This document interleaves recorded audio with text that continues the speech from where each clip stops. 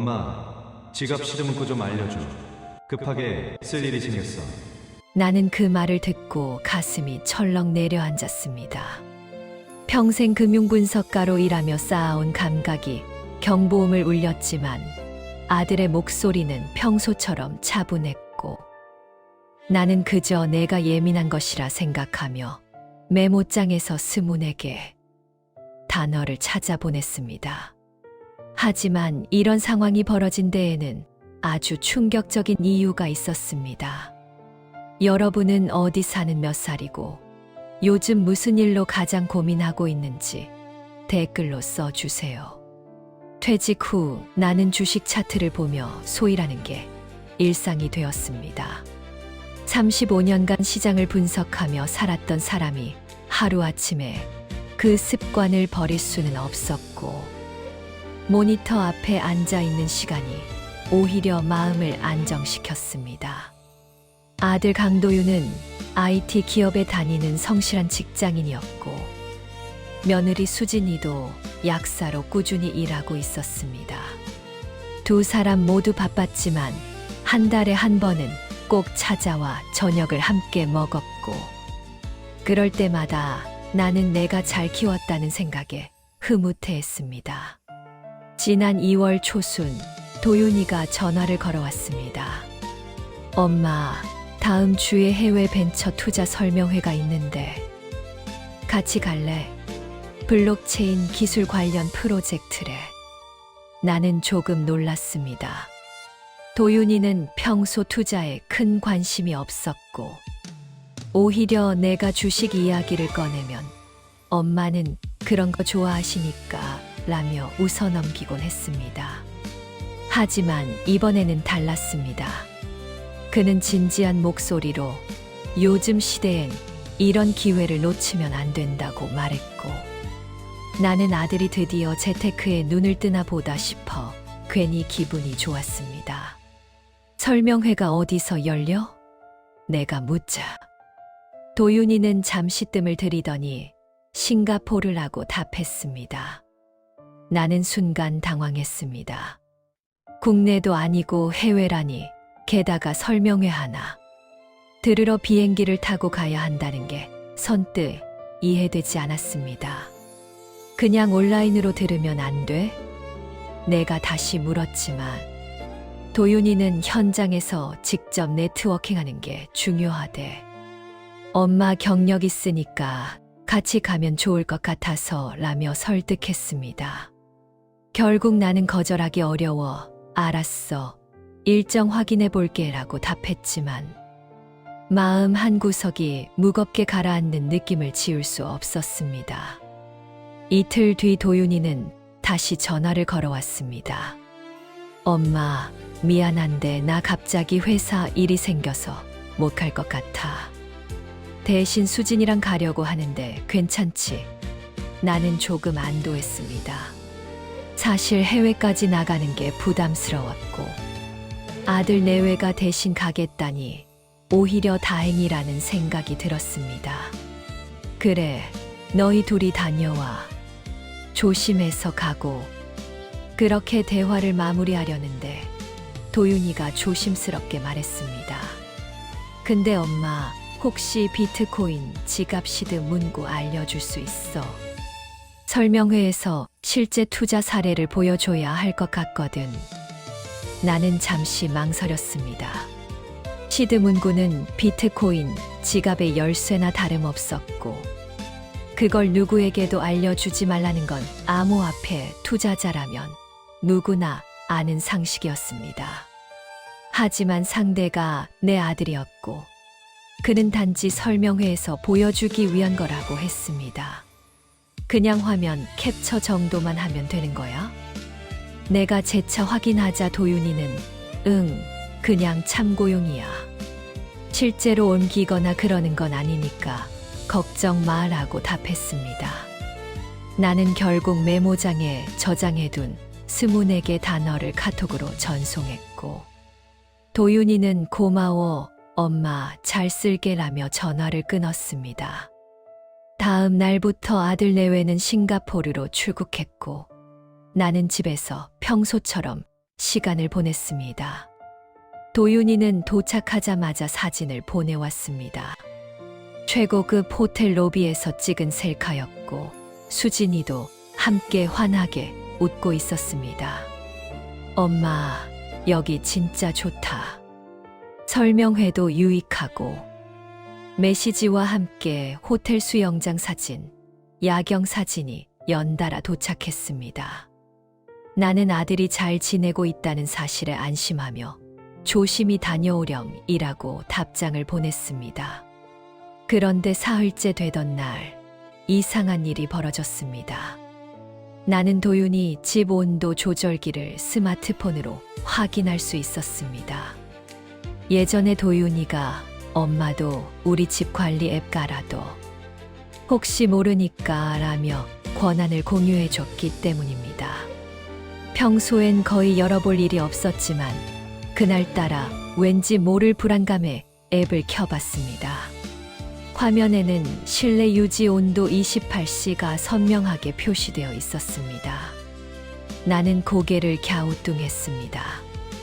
2월 초순이면 아직 쌀쌀한 날씨인데 28도는 지나치게 높았습니다. 혹시 출국 전에 잘못 설정한 건가 싶어 설정 기록을 확인해 봤는데 그 온도는 사흘 전부터 지금까지 계속 유지되고 있었습니다. 나는 이상하다는 생각이 들어 도윤이에게 문자를 보냈습니다. 도윤아, 집 온도 조절기 확인해 봤는데 28도로 되어 있더라. 괜찮은 거야? 하지만 답장은 오지 않았습니다. 나는 혹시 바쁜가 싶어 기다렸지만 저녁이 되어도 아무런 연락이 없었습니다. 다음 날 아침 다시 앱을 확인했을 때도 여전히 28도가 유지되고 있었고 나는 점점 불안해지기 시작했습니다. 해외에 나가 있는데 집 온도를 그렇게 높게 설정해둘 이유가 없었고 더군다나 요즘처럼 전기요금이 비싼 시기에 그건 상식적이지 않았습니다. 그날 오후 나는 수진이에게도 전화를 걸어봤지만 연결되지 않았습니다. 문자도 보냈지만 읽음 표시조차 뜨지 않았습니다. 나는 점점 초조해졌고 밤이 되어서야 겨우 도윤이에게서 답장이 왔습니다. 엄마, 미안. 설명회 일정이 빡빡해서 폰 못 봤어. 온도 조절기, 그거 나중에 확인해 볼게. 짧고 무심한 답변이었지만 나는 일단 안도하며 그래, 조심히 다녀와 라고 답했습니다. 하지만 마음 한구석에서는 여전히 뭔가 이상하다는 느낌이 지워지지 않았고 나는 그날 밤 내내 뒤척이며 잠을 이루지 못했습니다. 나는 더 이상 참을 수 없어 도윤이 집으로 직접 가기로 했습니다. 온도 조절기 문제도 확인해야 했고 무엇보다 계속되는 불안감을 떨쳐낼 수 없었습니다. 아들 내외가 싱가포르에 간 지 닷새째 되던 날 아침 나는 도윤이가 예전에 맡겨둔 예비 열쇠를 챙겨 그의 아파트로 향했습니다. 문을 열고 들어서는 순간 후텁지근한 열기가 얼굴을 감쌌습니다. 실내 온도는 정말로 28도를 유지하고 있었고 나는 황급히 창문을 열어 환기를 시작했습니다. 거실은 깔끔하게 정리되어 있었지만 어딘가 어색한 느낌이 들었습니다. 평소 도윤이가 두는 위치와 다르게 놓인 리모컨, 식탁 위에 놓인 커피잔 자국, 그리고 쓰레기통에 가득 담긴 배달 음식 용기들이 눈에 들어왔습니다.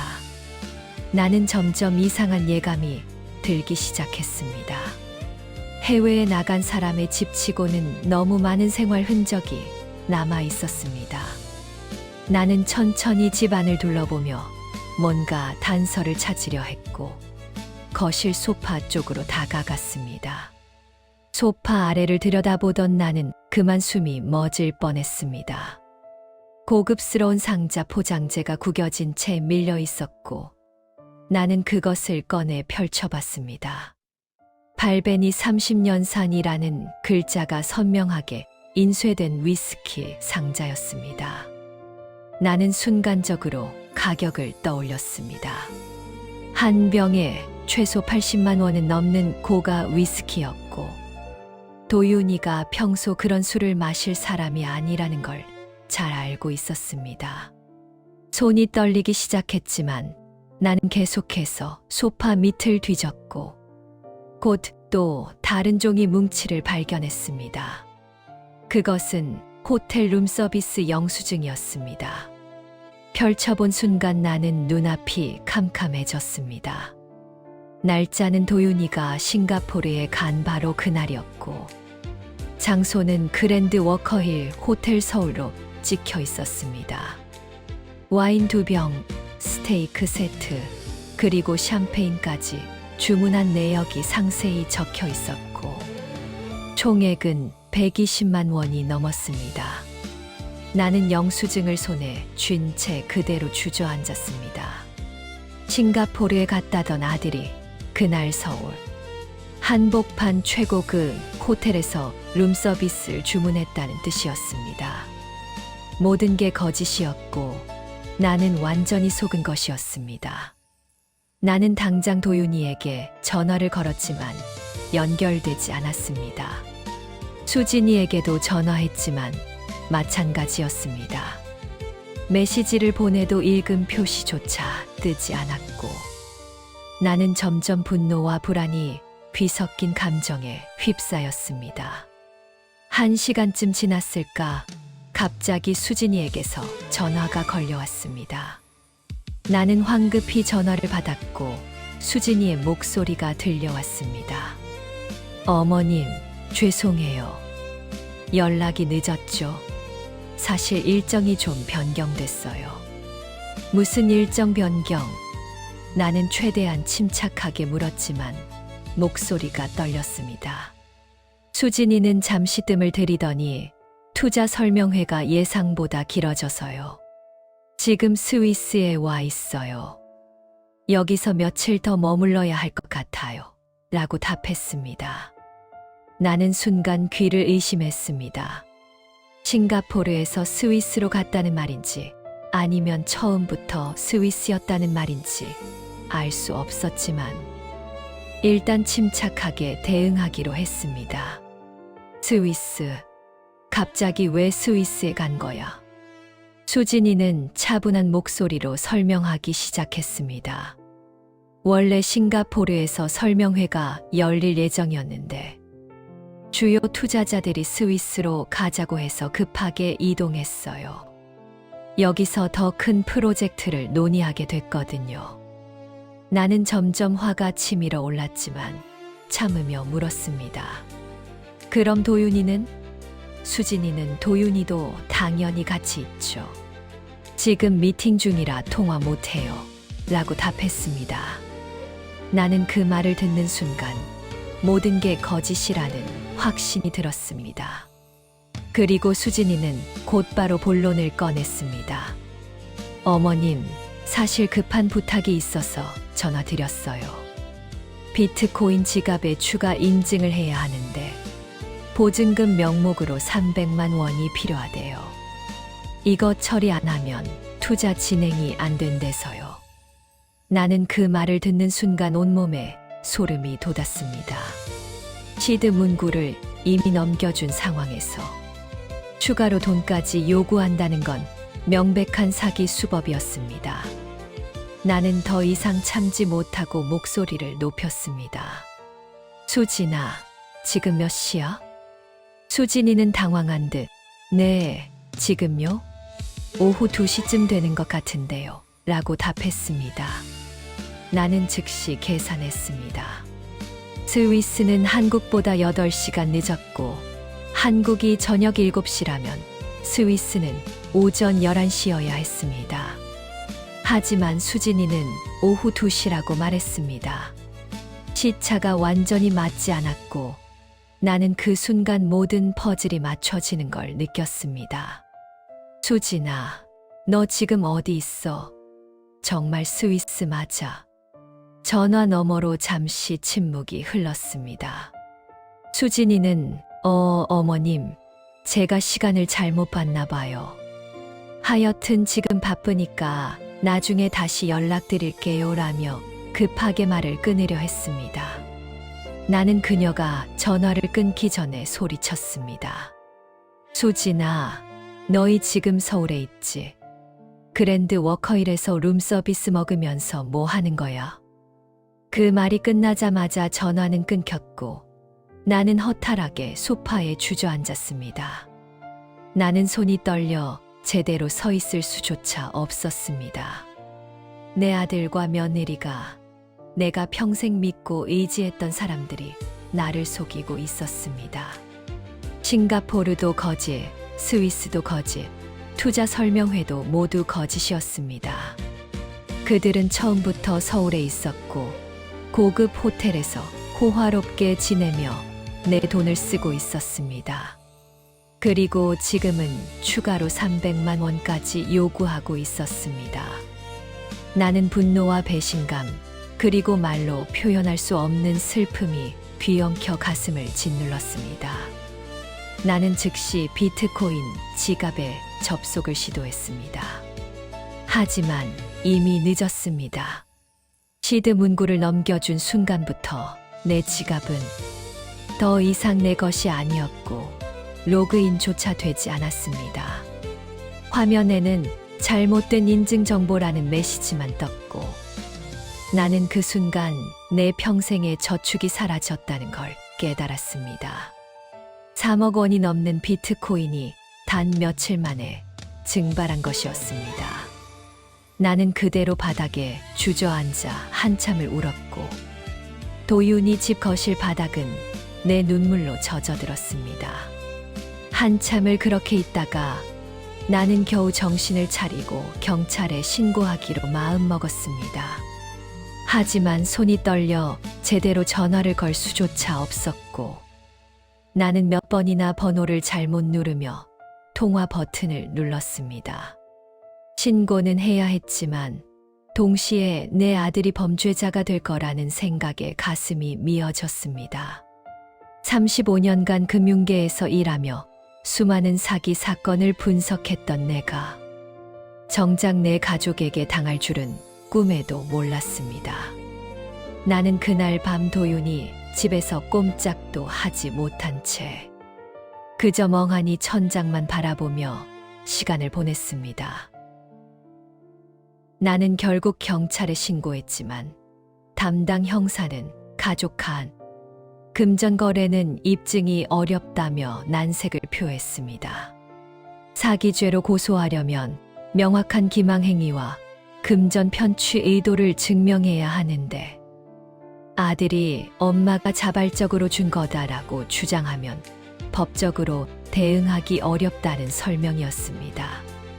나는 허탈했지만 포기할 수 없었고 직접 진실을 밝혀내기로 결심했습니다. 35년간 금융분석가로 일하며 쌓은 추적 능력을 총동원해야 할 때였습니다. 먼저 나는 도윤이의 신용카드 사용 내역을 확인하기 시작했습니다. 예전에 가족카드 부가 카드를 만들어준 적이 있었고 나는 그 앱을 통해 최근 3개월간의 결제 내역에 접근할 수 있었습니다. 화면을 스크롤하던 나는 점점 충격에 빠져들었습니다. 그랜드 워커힐 호텔 결제 내역은 한두 번이 아니었고 강남 고급 레스토랑, 명품 매장, 고가의 술집까지 온갖 곳에서 돈을 쓴 흔적이 나왔습니다. 하지만 더 놀라운 건 결제 장소가 대부분 서울, 강동구와 강원도, 속초 일대에 집중되어 있다는 점이었습니다. 속초라는 지명이 반복적으로 등장하자 나는 이상함을 느꼈습니다. 도윤이가 속초에 갈 이유가 전혀 없었고 더군다나 최근 3개월간 거의 매주 그곳에서 결제가 이루어지고 있었습니다. 편의점, 식당, 주유소까지 모두 속초 해변가 근처였고 나는 혹시 도윤이가 그곳에 숨어 지내는 건 아닐까 하는 의심이 들기 시작했습니다. 하지만 확신할 수 없었고 나는 더 많은 정보가 필요했습니다. 그때 문득 도윤이 회사 동료 오 팀장이 떠올랐습니다. 그는 도윤이와 같은 부서에서 일하는 선배였고 예전에 우리 집에 몇 번 놀러 온 적이 있었습니다. 나는 오 팀장에게 전화를 걸었고 그는 반갑게 받았습니다. 어머님, 오랜만이에요. 무슨 일이세요? 나는 최대한 자연스럽게 물었습니다. 도윤이 요즘 회사에서 잘 지내고 있나요? 연락이 잘 안 되네요. 오 팀장은 잠시 침묵하더니 조심스럽게 말했습니다. 어머님 혹시 모르고 계신 건가요? 도윤이 3개월 전에 퇴사했어요. 나는 순간 숨이 멎었습니다. 뭐라고요? 퇴사를 했다고요? 오 팀장은 한숨을 쉬며 설명했습니다. 네, 갑자기 사표 내고 나갔어요. 그 전에 개인적으로 벤처 투자 같은 거 하다가 큰 손실 봤다는 얘기를 들었거든요.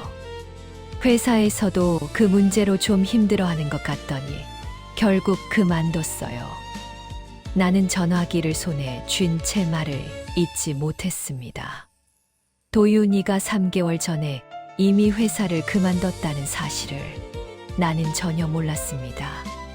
그동안 아들은 매일 아침 출근하는 척하며 집을 나섰고 나는 그가 여전히 성실하게 일하고 있다고 믿었습니다. 오 팀장은 계속해서 말했습니다. 그리고 어머님, 제가 한 달 전쯤 속초에 출장 갔다가 도윤이 본 것 같아요. 해변가 근처 편의점에서 컵라면 사는 걸 봤는데 저 못 본 척하고 얼른 나가더라고요. 너무 초췌해 보여서 걱정됐어요. 나는 그 말을 듣는 순간 모든 퍼즐이 맞춰졌습니다. 도윤이는 속초에 숨어 지내고 있었고 카드 사용 내역도 모두 그곳에서 발생한 것이었습니다. 나는 오 팀장에게 감사 인사를 전하고 전화를 끊었지만 머릿속은 혼란스러웠습니다. 왜 도윤이는 속초로 갔을까? 벤처 투자에 실패했다는 건 또 무슨 의미일까? 나는 더 파고들어야 했습니다. 나는 도윤이의 휴대전화, 통화 내역을 확인해 보기로 했습니다. 가족 요금제로 묶여 있었기 때문에 통신사 앱을 통해 최근 발신 번호 목록을 볼 수 있었습니다. 수십 개의 번호가 나열되어 있었고 그중 유독 자주 통화한 번호 하나가 눈에 띄었습니다. 나는 그 번호로 전화를 걸었고 중년 남성의 목소리가 들려왔습니다. 여보세요? 나는 조심스럽게 물었습니다. 혹시 강도윤 씨와 아는 사이신가요? 남성은 잠시 뜸을 들이더니 네, 알죠. 근데 누구세요? 라고 반문했습니다. 나는 도윤이 어머니입니다. 혹시 무슨 일이 있었는지 아시나요? 라고 물었고 남성은 한숨을 쉬며 답했습니다. 어머님이시군요. 죄송하지만 저도 도윤 씨 때문에 큰 피해를 봤어요. 같이 투자했다가 다 날렸거든요. 나는 가슴이 철렁 내려앉았습니다. 얼마나 손실을 보신 건가요? 남성은 쓴웃음을 지으며 말했습니다. 저는 8천만 원 정도 날렸어요. 근데 도윤 씨는 훨씬 더 많이 잃었을 거예요. 제가 알기로는 최소 3억에서 4억은 될 겁니다. 개인 대출의 카드론까지 다 끌어다 썼다고 들었어요. 나는 그 말을 듣는 순간 현기증이 났습니다. 3억에서 4억이라는 빚, 그건 도윤이 혼자서는 절대 갚을 수 없는 금액이었습니다. 그리고 그 순간 왜 도윤이가 내 비트코인을 노렸는지 명확해졌습니다. 남성은 계속해서 설명했습니다. 도윤 씨가 추진했던 건 블록체인 기반 결제 시스템 개발 프로젝트였어요. 해외 벤처 투자자들이 관심 있다고 해서 다들 믿고 투자했는데 알고 보니 그 투자자들은 전부 사기꾼이었어요. 계약서도 가짜였고 투자금은 전부 증발했죠. 도윤 씨도 피해자긴 한데 문제는 그 사람이 우리한테 거짓말을 했다는 거예요. 프로젝트가 잘 되고 있다고, 곧 수익이 난다고 계속 속이면서 추가 투자까지 받아냈거든요. 나는 숨이 막혔습니다. 도윤이가 투자 사기에 당한 피해자인 동시에 다른 사람들에게는 가해자였다는 사실이 믿기지 않았습니다. 남성은 한숨을 쉬며 덧붙였습니다. 요즘은 연락도 안 되고 어디 숨어 지내는 것 같더라고요. 저도 법적 대응 준비 중이에요. 어머님도 조심하세요. 그 사람 지금 정신 상태가 정상이 아닐 겁니다. 나는 감사 인사를 전하고 전화를 끊었지만 손이 떨려 제대로 서 있을 수조차 없었습니다. 모든 진실이 드러났습니다. 도윤이는 3개월 전 벤처 투자 실패로 수억의 빚을 지게 되었고 회사를 그만두고 속초 해변가 근처 고시텔에 숨어 지냈습니다. 그리고 그곳에서 어머니의 비트코인 지갑을 통째로 빼돌릴 계획을 세웠던 것입니다. 싱가포르 투자 설명회도 스위스 출장도 모두 거짓이었고 그는 서울 고급 호텔에서 마지막 사치를 부리며 내 돈을 갈취할 방법을 모색하고 있었습니다. 나는 그날 밤 내내 잠을 이루지 못했습니다. 내가 키운 아들이, 내가 믿었던 사람이 이렇게까지 타락할 수 있다는 사실이 믿기지 않았습니다. 하지만 동시에 그가 얼마나 절박했을지 상상하니 가슴이 미어졌습니다. 3억이 넘는 빚을 진 30대 남자가 도망칠 곳도 없이 고시텔에 숨어 지내며 느꼈을 절망감은 상상조차 할 수 없었습니다. 나는 분노와 연민, 배신감과 죄책감이 뒤섞인 감정 속에서 이제 어떻게 해야 할지 막막했습니다. 도윤이에게서 연락이 왔습니다. 엄마, 내일 오후 3시에 인천공항 도착해. 픽업 안 해줘도 돼. 집에서 뵐게. 짧고 무심한 메시지였지만 나는 그 문자 하나하나가 거짓으로 가득하다는 걸 알고 있었습니다. 그들은 공항에 가지 않았고 해외에도 나가지 않았으며 모든 것이 치밀하게 계획된 연극이었습니다. 나는 더 이상 당하고만 있을 수 없었고 결정적인 증거를 확보하기로 마음먹었습니다. 먼저 나는 속초로 향했습니다.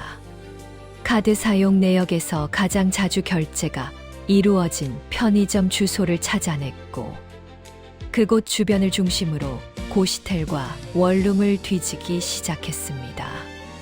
해변가를 따라 늘어선 낡은 건물들을 하나하나 확인하며 걸었고 3시간쯤 지났을 때 해오름 고시텔이라는 간판이 눈에 들어왔습니다.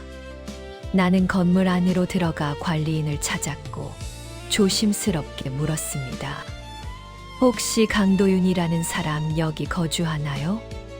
관리인은 나를 위아래로 훑어보더니 개인정보라 알려드릴 수 없어요 라고 답했습니다. 나는 예상했던 반응이었기에 미리 준비한 도윤이 사진을 보여주며 제 아들입니다. 연락이 안 돼서 걱정이 되어서요 라고 말했습니다. 관리인은 사진을 보더니 고개를 끄덕였습니다. 아, 305호 사신 분이네요. 근데 요즘 잘 안 보이던데요. 한 일주일은 된 것 같아요. 나는 가슴이 철렁했지만 이미 충분한 단서를 얻었습니다. 혹시 계약서 사본 좀 볼 수 있을까요? 제가 보증인이라서요. 나는 거짓말을 했지만 관리인은 의심 없이 고개를 끄덕이며 서류철을 뒤적였습니다. 그리고 잠시 후 계약서 한 장을 꺼내 보여줬습니다. 임차인 강도윤, 계약 기간 2024년 11월 15일, 2025년 5월 14일이라는 글자가 선명하게 인쇄되어 있었습니다. 나는 스마트폰으로 그 계약서를 사진으로 찍었고, 관리인은 크게 신경 쓰지 않는 듯 보였습니다. 감사합니다. 연락되면 꼭 전화 달라고 전해주세요. 나는 명함을 건네며 고시태를 나섰습니다. 이제 결정적 증거만 남았습니다. 나는 전자상가에 들러 소형 홈캠 2대를 구입했습니다. 판매원은 요즘 많이들 사가시더라고요.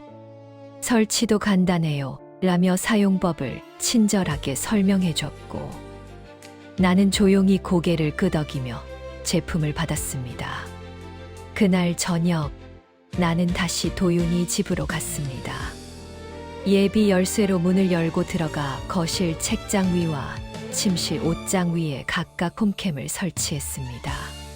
작은 장식품 뒤에 숨겨두니 거의 눈에 띄지 않았고, 나는 스마트폰 앱으로 연결을 확인한 뒤 집을 나섰습니다.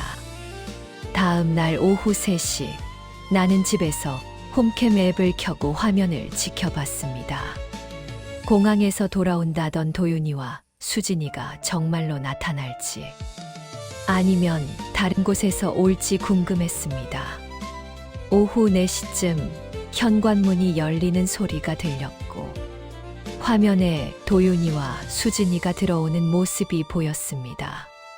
두 사람은 큰 캐리어를 끌고 들어왔지만 옷차림은 전혀 여행에서 돌아온 사람 같지 않았습니다. 주름 하나 없는 깨끗한 옷에 피곤한 기색도 전혀 없었습니다. 수진이가 캐리어를 거실에 내려놓으며 말했습니다. 진짜 피곤하다. 비행기에서 한숨도 못 잤어.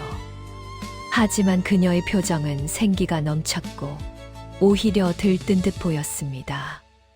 도윤이는 소파에 앉으며 일단 정리 좀 하고 엄마한테 연락하자고 답했습니다. 나는 화면을 응시하며 주먹을 꽉 쥐었습니다.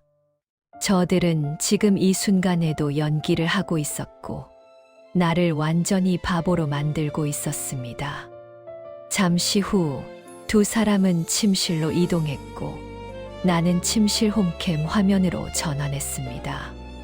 도윤이는 노트북을 열며 지갑키 위조는 어떻게 할 거야? 라고 물었고, 수진이는 침대에 앉으며 그냥 새 지갑 만들어서 시드 문구 비슷하게 조작하면 돼. 어머님이 확인해도 모를 거야 라고 답했습니다.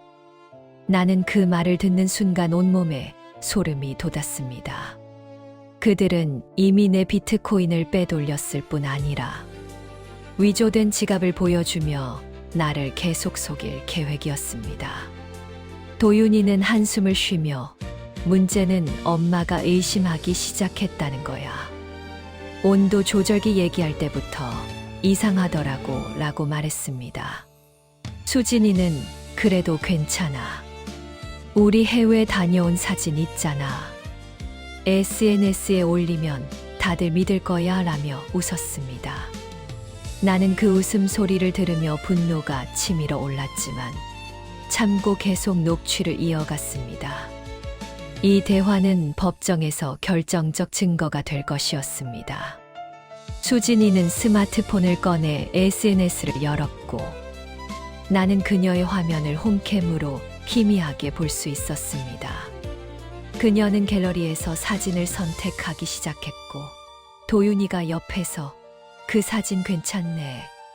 스위스 같아 보여 라고 말했습니다. 수진이는 이건 작년에 제주도 간 거 배경 바꾼 거야. 요즘 앱 좋은 게 많더라며 웃었습니다. 나는 그 순간 모든 것을 깨달았습니다. 그들이 보내온 모든 사진이 조작된 것이었고, 싱가포르도 스위스도 모두 거짓이었습니다. 수진이는 사진을 업로드하며 캡션을 입력했습니다. 스위스에서의 마지막 밤. 정말 아름다웠어요. 나는 그녀의 SNS 계정을 즉시 확인했고 방금 올라온 게시물이 보였습니다. 댓글에는 부럽다. 언제 갔다 온 거야? 라는 반응들이 달리기 시작했고 수진이는 그 댓글들을 보며 만족스럽게 웃었습니다. 와, 다들 믿잖아. 어머님도 이거 보면 의심 안 할 거야. 도윤이는 고개를 끄덕이며 그래도 조심하자. 엄마가 생각보다 예리하더라고 답했습니다. 두 사람은 계속해서 대화를 이어갔고 나는 약 40분간 모든 내용을 녹취했습니다. 비트코인을 어떻게 현금화할 것인지, 위조 지갑을 어떻게 보여줄 것인지, 그리고 추가로 300만 원을 어떻게 받아낼 것인지에 대한 구체적인 계획까지 모두 담겼습니다. 나는 녹취가 끝난 뒤 파일을 즉시 클라우드에 백업했고 경찰에 제출할 증거 자료로 정리하기 시작했습니다. 그날 저녁 도윤이에게서 전화가 왔습니다. 엄마, 우리 도착했어. 내일 점심 같이 먹을래? 여행 이야기 해줄게. 나는 최대한 평온한 목소리로 그래, 내일 보자라고 답했습니다. 하지만 내 마음속은 이미 결정되어 있었습니다. 내일 만나는 자리에서 나는 모든 진실을 밝힐 것이었고 더 이상 그들의 거짓말에 속지 않을 것이었습니다. 내 아들이 범죄자가 되는 걸 막을 수는 없었지만 최소한 더 이상의 피해는 막아야 했습니다. 나는 그날 밤 녹취 파일을 반복해서 들으며 35년간 쌓아온 금융분석가로서의 자존심을 되찾았습니다. 나는 누구보다 냉철하게 숫자를 읽고 패턴을 파악하며 진실을 추적해온 사람이었습니다. 비록 내 아들에게 당했지만 이제는 내가 주도권을 쥐고 있었고 내일 모든 것이 끝날 것이었습니다. 다음 날 정오, 나는 도윤이 집 앞에 서 있었습니다. 손에는 고시텔 계약서 사본, 녹취 파일이 담긴 USB, 그리고 비트코인 지갑 복구 시도 기록을 출력한 서류 묶음이 들려 있었습니다. 35년간 금융계에서 수많은 사기 사건을 분석하며 쌓아온 냉철함이 지금 이 순간 필요했고 나는 심호흡을 한 뒤 초인종을 눌렀습니다. 도윤이가 문을 열었고 그는 환한 미소를 지으며 엄마, 어서 와 라고 말했습니다. 하지만 나는 웃지 않았습니다. 거실로 들어서자 수진이도 부엌에서 나왔습니다. 어머님 오셨어요? 커피 드릴까요? 그녀의 목소리는 평소처럼 밝고 다정했지만 나는 그 모든 게 연기라는 걸 알고 있었습니다. 나는 소파에 앉지 않고 서서 말했습니다. 앉아. 둘 다. 내 목소리는 낮고 차가웠고 도윤이와 수진이는 순간 표정이 굳으며 소파에 나란히 앉았습니다. 나는 서류 묶음을 테이블 위에 던졌고 종이들이 흩어지며 바닥에 떨어졌습니다. 이게 뭔지 알지? 나는 고시텔 계약서를 집어들며 물었습니다. 도윤이의 얼굴이 창백해졌고 수진이는 눈을 피했습니다. 속초 해오름 고시텔 305호. 계약 기간 2024년 11월 15일부터 2025년 5월 14일까지. 임차인 강도윤. 내가 3개월 동안 숨어 지낸 곳이지. 도윤이는 입을 열려다 다시 닫았고 아무 말도 하지 못했습니다. 나는 계속해서 말했습니다. 싱가포르, 스위스, 투자 설명회 전부 거짓말이었어. 너희는 한 번도 해외에 나간 적 없어. 수진이가 떨리는 목소리로 말했습니다. 어머님, 오해예요. 저희는. 하지만 나는 그녀의 말을 자르며 USB를 테이블 위에 올려놓았습니다. 이 안에 너희 둘이 어제 이 집에서 나눈 대화가 전부 녹음되어 있어. 비트코인 지갑 키 위조 계획, SNS에 거짓 사진 올리는 과정, 그리고 나한테서 추가로 300만 원 더 뜯어낼 계획까지 전부 다. 수진이는 그 말을 듣는 순간 얼굴이 새하얗게 질렸고 도윤이는 고개를 숙인 채 아무 말도 하지 못했습니다. 나는 비트코인 지갑 복구 시도 기록을 펼쳐 보이며 말했습니다. 내가 2월 10일 오후 11시부터 새벽 3시까지 4번이나 지갑 복구를 시도했어. 하지만 전부 실패했지. 왜냐하면 너희가 이미 시드 문구를 바꿔버렸거든. 3억 2천만 원어치 비트코인이 2월 11일 새벽 4시 12분에 전부 인출됐어. 거래 기록도 전부 확보했어. 이건 명백한 사기야, 도윤아. 도윤이는 여전히 고개를 들지 못했고 그의 어깨가 미세하게 떨리고 있었습니다. 나는 한 걸음 다가가 도윤이 앞에 섰습니다. 왜 그랬어? 벤처 투자에 실패해서 3억 넘는 빚을 졌다는 건 알아. 회사도 그만뒀고 고시텔에 숨어 지낸 것도 알아. 하지만 왜 엄마한테 말 안 했어? 왜 거짓말로 내 돈을 훔쳐갔어? 내 목소리는 떨렸지만 나는 울지 않으려 애썼습니다. 도윤이는 겨우 고개를 들었고 그의 눈은 충혈되어 있었습니다. 엄마, 미안해. 나도 어쩔 수 없었어. 빚쟁이들이 매일 전화하고 집까지 찾아오고 나 진짜 죽을 것 같았어. 나는 냉소를 지으며 말했습니다. 그래서 엄마를 속인 거야? 평생 모은 돈을 훔쳐간 거야? 내가 탐낸 것은 돈이 아니라 엄마의 믿음이었다, 도윤아. 그 말이 끝나자 도윤이는 그제야 눈물을 흘리기 시작했습니다. 엄마, 정말 미안해. 나도 몰랐어. 이렇게까지 될 줄 몰랐어. 처음엔 그냥 조금만 빌려 쓰려고 했는데 나는 그의 말을 자르며 소리쳤습니다. 조금만, 3억이 조금이야. 그리고 언제 갚을 생각이었어. 위조 지갑 보여주고 계속 속일 생각이었잖아. 수진이가 무릎을 꿇으며 말했습니다. 어머님, 제발 용서해 주세요. 저희가 잘못했어요. 다 돌려드릴게요. 제발. 하지만 나는 그녀를 쳐다보지도 않았습니다. 돌려줘. 뭘로? 너희한테 남은 게 뭐가 있어? 이미 다 써버렸잖아. 그랜드 워커힐 호텔에서 룸서비스 먹고 고급 위스키 마시고 명품 사고 그게 다 내 돈이었어.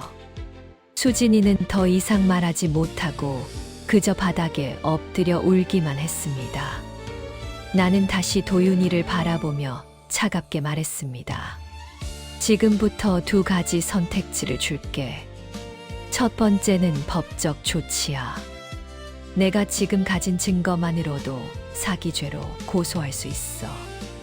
너희 둘 다 최소 3년은 감옥 갈 거야. 두 번째는 사회적 고발이야. 이 녹취 파일이랑 증거 자료 전부 인터넷에 공개할 거야. 너희 이름, 얼굴 전부 다. 그럼 너희는 평생 이 사회에서 살 수 없어. 도윤이는 창백한 얼굴로 나를 바라봤고 수진이는 계속해서 흐느꼈습니다. 나는 잠시 침묵을 유지하다 다시 말했습니다. 하지만 세 번째 선택지도 있어. 지금 당장 빚을 청산할 기회를 줄게. 단, 조건이 있어. 도윤이는 희망에 찬 눈빛으로 나를 바라봤고 나는 계속해서 설명했습니다. 너 명의로 된 모든 재산, 고시텔 보증금, 퇴직금, 통장에 남은 돈 전부 포기해. 그리고 수진이 명의로 된 것도 마찬가지야. 아파트 전세금 빼고 남은 거 전부 내놓고 그 돈으로 내 빚쟁이들한테 최대한 갚아. 남은 건 내가 처리할게. 도윤이는 떨리는 목소리로 물었습니다. 그럼 엄마는 어떻게 돼요? 나는 쓴웃음을 지으며 답했습니다. 나는 평생 모은 돈 다 잃고 노후 준비도 다 날아갔어. 하지만 그래도 괜찮아. 나는 아직 건강하고 다시 일할 수도 있어. 내가 감옥 가는 것보단 나아. 도윤이는 그 말을 듣고 고개를 떨구었고 수진이는 계속해서 울었습니다. 나는 마지막으로 말했습니다. 그리고 이 모든 걸 받아들이면 우리는 오늘부로 남이야. 나는 더 이상 내 엄마가 아니고 너도 내 아들이 아니야. 명절에도 오지 마, 연락도 하지 마. 길에서 마주쳐도 모르는 사람처럼 지나가. 이게 내가 줄 수 있는 마지막 잡이야. 도윤이는 눈물을 흘리며 고개를 끄덕였고 수진이도 떨리는 목소리로 알겠습니다 라고 답했습니다. 나는 서류 묶음을 다시 가방에 넣으며 돌아섰습니다. 현관문을 열기 전 나는 한 번 더 뒤를 돌아봤습니다. 도윤이는 소파에 무너져 앉아 얼굴을 두 손으로 감싸고 있었고 수진이는 바닥에 엎드린 채 움직이지 않았습니다. 나는 그들을 마지막으로 바라보며 생각했습니다. 저들은 이제 내 아들과 며느리가 아니라 그저 내 인생에서 가장 큰 교훈을 준 사람들일 뿐이라고. 나는 문을 닫고 복도를 걸어 나왔고 엘리베이터 안에서 비로소 눈물이 흘러내렸습니다. 그날 이후 나는 도윤이와 수진이를 다시는 만나지 않았습니다. 그들은 약속대로 모든 재산을 포기했고 나는 그 돈으로 채권자들에게 일부를 갚았습니다. 하지만 3억이 넘는 비트코인은 돌아오지 않았고 나는 퇴직 후 준비했던 모든 계획을 접어야 했습니다. 다시 일자리를 찾기 시작했고 작은 컨설팅 회사에서 파트타임으로 일하며 생계를 이어갔습니다. 때로는 도윤이 얼굴이 떠올라 가슴이 아팠지만 나는 더 이상 그를 찾지 않았습니다. 6개월 후 우연히 도윤이 소식을 들었습니다. 그는 지방의 작은 IT 회사에 취직해 다시 일하기 시작했고 수진이도 약국에서 일을 계속하고 있다고 했습니다. 두 사람은 빚을 조금씩 갚아나가며 살고 있다는 얘기였지만 나는 더 이상 확인하지 않았습니다. 그들의 삶은 이제 내 인생과 무관했고 나는 내 남은 인생을 다시 설계하는 데 집중했습니다. 어느 날 저녁 나는 모니터 앞에 앉아 주식 차트를 보고 있었습니다. 35년간 해온 일이었고 여전히 내가 가장 잘하는 일이었습니다. 숫자는 거짓말하지 않았고 패턴은 언제나 진실을 말해줬습니다. 하지만 사람은 달랐습니다. 가장 가까운 사람도 가장 믿었던 사람도 거짓말을 할 수 있었고 나는 그걸 뼈저리게 배웠습니다. 나는 차트를 바라보며 혼잣말로 중얼거렸습니다. 돈은 다시 벌 수 있어. 하지만 믿음은 돌아오지 않아.